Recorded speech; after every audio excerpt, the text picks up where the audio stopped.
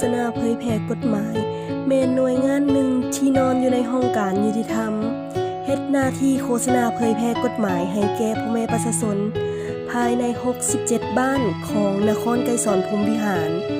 เพื่อให้ประชาชนได้รู้และเข้าใจเกี่ยวกับกฎหมายต่างๆเพื่อปกป้องสิทธิและผลประโยชน์ของตนเองครอบครัวสังคมและประเทศชาติดังนั้น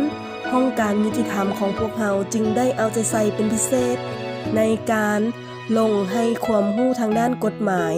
การเข้าถึงการช่วยเหลือทางด้านกฎหมายให้แก่ประชาชนนครไกรสอนพรหมวิหารและลุงปงก็แม่นผู้หนึ่งที่ได้ร่วมรับฟังการโฆษณาเผยแพร่กฎหมายของห้องการยุติธรรมนครไกรสอนพรหมวิหาร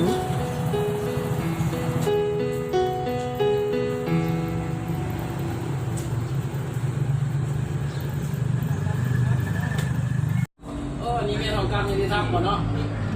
ที่เป็นของทำนครไกรสอนพรหมวิหารเจ้ามาเรียกมาปรึกษาเรื่องและเรียกน้ำยังเนาะเกี่ยวกับปูหักแป้งกันเนี่ยมายืมเงินไปแต่ว่าใช้ลายกระแดงเงินแสนกี่วันที่ว่ามืออื่นสิไปตลาดมือผมมายืมมือดีมือแรกมือที่ส่งบริเห็นสัญญาผมมีสัญญาอย่างกันบอกคนนี้ก็หักแป้งกันแล้วก็เรียกว่าเชื่อมันกันเชื่อเป็นค่าใช้กันอยู่แต่นี้เดินประไดแต่มันเอาไปบางทีลังนี่ไปหาแล้วมาดูดูได้ไปหาร้านได้กว่าพอได้พอทันได้พอทันนี้มาจากมาปรึกษามาที่เห็นจังใดบนจากทางไปแล้วอันตามมันได้ยินแน่นะเพราะว่าพวกอันที่ว่าเขาจะลงโฆษณากฎหมายเห็นเขาจะบ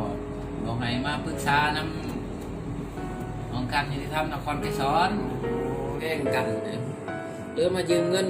500,000เงินตัวนี้ก็ว่าสิไปซื้อข้าวซื้อน้ำซื้อของอยู่ของกินมาสู่ลูกสู่เต้ากินว่ามืออื่นสิไปมูผลพอดีว่าสวยๆน้อยหนึ่งมูผลมายืมว่ามือแรกมูจังสิส่งให้มูก็มีแต่ว่าบ่มีแต่อย่างมาปรึกษาเบิ่งว่าสิให้ทั้งนี้เฮ็ดแนวใดอยากให้ทั้งนี้บอกทางออกจ้าอีแม่ว่าสัญญาปักเป้าก่อนให้กันซื้อเนาะไอ้บ่มีอันบทบันทึกยังกันเนาะในการอันกู้ยืมในครั้งนี้ฮะมีบ่อะไรก็มีคนหักหูน้ำบ่ว่ามีผู้ใดอันหักหูน้ำอ้ายอยู่บ่ว่าใครอันคือเสี่ยวอ้ายนี่ได้เอาเงินอ้ายไปหามีอ้ายนี่ได้อยู่เพื่อนแล้วหาหูนำมันปัดไก่เงินเคียงกันเด็กปูเด็กกับปูอยู่บ่ได้มีเลยบอกว่าถ้าว่าเรื่องนั้นเลยอยากให้อ้ายเสนอหาบ้านเนาะเสนอหาบ้านซะให้อ้ายเขียนไปอันไปเสนอหาบ้านมันเกี่ยวภาพดีเลยยืมเงินกู้เงินในจำนวนเท่านี้ทางบัญชีเท่าใดเห็นไหมเพื่อให้ด้วยไก่เกียร์ขันบ้านเท่านี้เพื่อนผู้เกี่ยวขันเข่ามาศึกษาอบรมบอกกับมาว่ากันก็เห็นสัญญากู้ยืมกันเพื่อเป็นลายหลักอักษรในขันต่อไปเป็นแบบเกี่ยวโบจ่ายหรือว่าอย่างไรเลยเขาจะมีมาตรการเน่ทางการขันเกินเป็นกสิมียันหลักฐานอ้างอิงเกี่ยวกับการสัญญาเพราะว่าปัจจุบันอ้ายบริเห็นสัญญาบริมีลายหลักอักษรอย่างเลย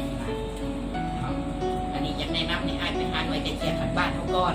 ขันว่าเป็นอะไรเพิ่นจะสิแนะนำมากกับเราของยากหรือว่าสับสนเช่นไรในการใส่แทนซิมตัวนี้ค่ะเดี๋ยวเพิ่นหาสีแนะนำมาใหม่เดี๋ยวเขาจะมาปรึกษาหารือกันอีกเทื่อหนึ่งด้วยหลายได้ได้กับสิมาไหมเจ้าภายหลังที่ลุงโป้งได้เข้าขอคำปรึกษาจากห้องการยุติธรรมแล้วเพิ่นก็ได้เสนอหาหน่วยไกลเกลี่ยขอคะแนนคันบ้านที่เพิ่นสังกัดอยู่เพื่อทำการแก้ไขและก็สามารถแก้ไขสำเร็จอยู่คันบ้าน